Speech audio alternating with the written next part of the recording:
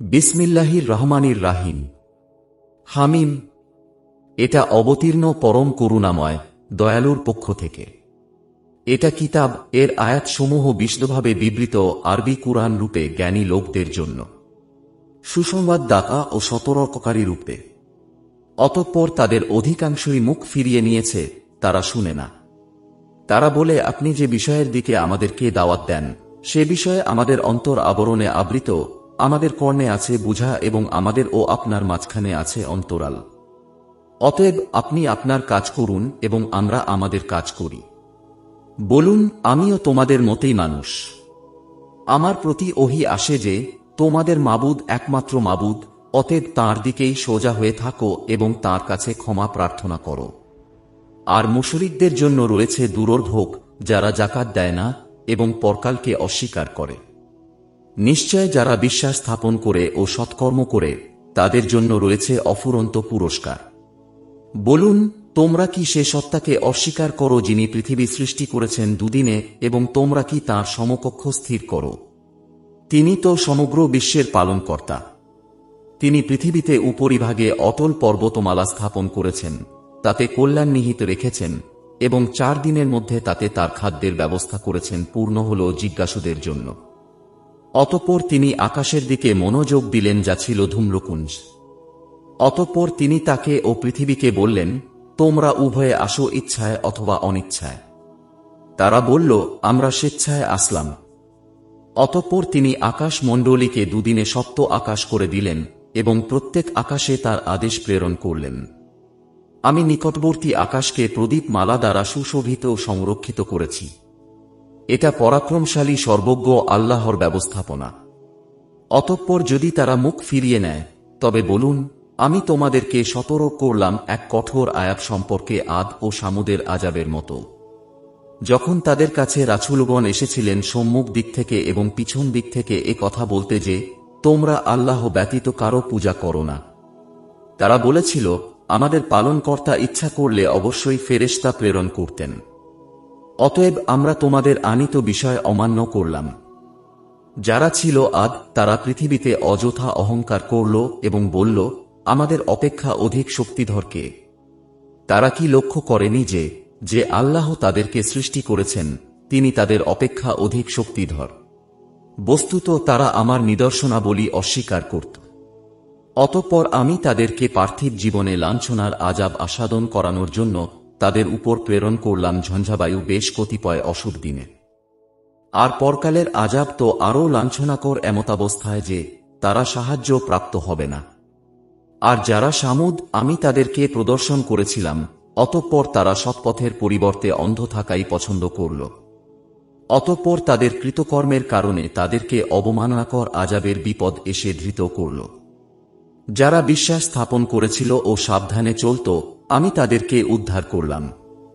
যেদিন আল্লাহর শত্রুদেরকে অগ্নিকুণ্ডের দিকে ঠেলে নেওয়া হবে এবং ওদের বিন্যস্ত করা হবে বিভিন্ন দলে। তারা যখন জাহান্নামের কাছে পৌঁছাবে, তখন তাদের কান, চক্ষু ও ত্বক তাদের কর্ম সম্পর্কে সাক্ষ্য দেবে। তারা তাদের ত্বককে বলবে, তোমরা আমাদের বিপক্ষে সাক্ষ্য দিলে কেন? তারা বলবে যে আল্লাহ সবকিছুকে বাকশক্তি দিয়েছেন, তিনি আমাদেরকেও বাকশক্তি দিয়েছেন।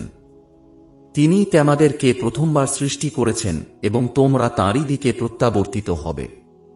তোমাদের কান, তোমাদের চক্ষু এবং তোমাদের ত্বক তোমাদের বিপক্ষে সাক্ষ্য দেবে না। ধারণার বশবর্তী হয়ে তোমরা তাদের কাছে কিছু গোপন করতে না। তবে তোমাদের ধারণা ছিল যে তোমরা যা করো তার অনেক কিছুই আল্লাহ জানেন না। তোমাদের পালনকর্তা সম্বন্ধে তোমাদের এ ধারণাই তোমাদেরকে ধ্বংস করেছে।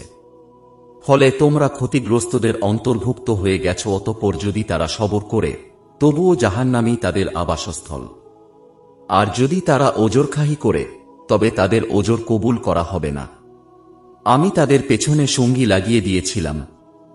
অতঃপর সঙ্গীরা তাদের অগ্র পশ্চাতের আমল তাদের দৃষ্টিতে শোভনীয় করে দিয়েছিল।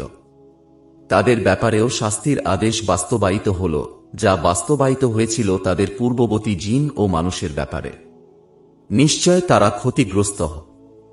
আর কাফেররা বলে, তোমরা এ কুরআন শ্রবণ করো না এবং এর আবৃত্তিতে হঞ্জগোল সৃষ্টি করো, যাতে তোমরা জয়ী হও।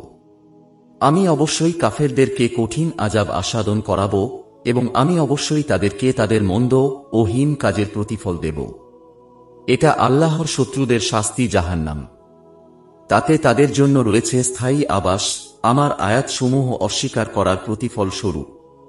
কাফেররা বলবে, হে আমাদের পালনকর্তা, যেসব জিন ও মানুষ আমাদেরকে পথভ্রষ্ট করেছিল তাদেরকে দেখিয়ে দাও, আমরা তাদেরকে পদদলিত করব, যাতে তারা যথেষ্ট অপমানিত হয়। নিশ্চয় যারা বলে আমাদের পালনকর্তা আল্লাহ, অতঃপর তাতেই অবিচল থাকে, তাদের কাছে ফেরেশতা অবতীর্ণ হয় এবং বলে, তোমরা ভয় করো না, চিন্তা করো না এবং তোমাদের প্রতিশ্রুত জান্নাতের সুসংবাদ শুনো। ইহকালে ও পরকালে আমরা তোমাদের বন্ধু। সেখানে তোমাদের জন্য আছে যা তোমাদের মন চায় এবং সেখানে তোমাদের জন্য আছে তোমরা দাবি করো। এটা ক্ষমাশীল করুণাময়ের পক্ষ থেকে সাদর আপ্যায়ন। যে আল্লাহর দিকে দাওয়াত দেয় সৎকর্ম করে এবং বলে, আমি একজন আজ্ঞাবহ, তার কথা অপেক্ষা উত্তম কথা আর কার সমান নয় ভালো ও মন্দ। জবাবে তাই বলুন যা উৎকৃষ্ট। তখন দেখবেন আপনার সাথে যে ব্যক্তির শত্রুতা রয়েছে সে যেন অন্তরঙ্গ বন্ধু। এ চরিত্র তারাই লাভ করে যারা সবর করে এবং এ চরিত্রের অধিকারী তারাই হয় যারা অত্যন্ত ভাগ্যবান। যদি শয়তানের পক্ষ থেকে আপনি কিছু কুমন্ত্রণা অনুভব করেন তবে আল্লাহর শরণাপন্ন হন। নিশ্চয় তিনি সর্বশ্রোতা, সর্বজ্ঞ। তাঁর নিদর্শন সমূহের মধ্যে রয়েছে দিবস, রজনী, সূর্য ও চন্দ্র। তোমরা সূর্যকে সেজদা করো না, চন্দ্রকেও না, আল্লাহকে সেজদা করো, যিনি এগুলো সৃষ্টি করেছেন, যদি তোমরা নিষ্ঠার সাথে শুধুমাত্র তাঁরই ইবাদত করো। অতঃপর তারা যদি অহংকার করে, তবে যারা আপনার পালনকর্তার কাছে আছে তারা দিবারাত্রি তাঁর পবিত্রতা ঘোষণা করে এবং তারা ক্লান্ত হয় না। তাঁর এক নিদর্শন এই যে তুমি ভূমিকে দেখবে অনুর্বর পড়ে আছে। অতঃপর আমি যখন তার উপর বৃষ্টি বর্ষণ করি তখন সে শস্য শ্যামল ও স্ফীত হয়। নিশ্চয় যিনি একে জীবিত করেন তিনি জীবিত করবেন মৃতদেরকেও। নিশ্চয় তিনি সবকিছু করতে সক্ষম। নিশ্চয় যারা আমার আয়াতসমূহের ব্যাপারে বক্রতা অবলম্বন করে তারা আমার কাছে গোপন নয়। যে ব্যক্তি জাহান্নামে নিক্ষিপ্ত হবে সে শ্রেষ্ঠ না যে কিয়ামতের দিন নিরাপদে আসবে। তোমরা যা ইচ্ছা করো নিশ্চয় তিনি দেখেন যা তোমরা করো। নিশ্চয় যারা কুরআন আসার পর তা অস্বীকার করে তাদের মধ্যে চিন্তা ভাবনার অভাব রয়েছে। এটা অবশ্যই এক সম্মানিত গ্রন্থ। এতে মিথ্যার প্রভাব নেই, সামনের দিক থেকেও নেই এবং পেছন দিক থেকেও নেই। এটা প্রজ্ঞাময়, প্রশংসিত আল্লাহর পক্ষ থেকে অবতীর্ণ। আপনাকে তো তাই বলা হয় যা বলা হতো পূর্ববর্তী রাসূলগণকে। নিশ্চয় আপনার পালনকর্তার কাছে রয়েছে ক্ষমা এবং রয়েছে যন্ত্রণাদায়ক শাস্তি। আমি যদি একে অনারব ভাষায় কুরআন করতাম তবে অবশ্যই তারা বলতো, এর আয়াতসমূহ পরিষ্কার ভাষায় বিবৃত হয়নি কেন? কি আশ্চর্য যে কিতাব অনারব ভাষায় আর রাসূল আরবি ভাষী। বলুন, এটা বিশ্বাসীদের জন্য হেদায়েত ও রোগের প্রতিকার।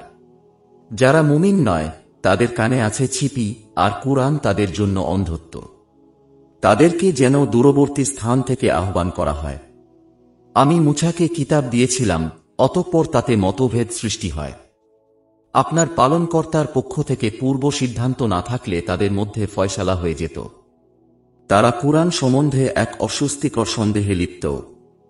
যে সৎকর্ম করে সে নিজের উপকারের জন্যেই করে, আর যে অসৎকর্ম করে তা তার উপরই বর্তাবে।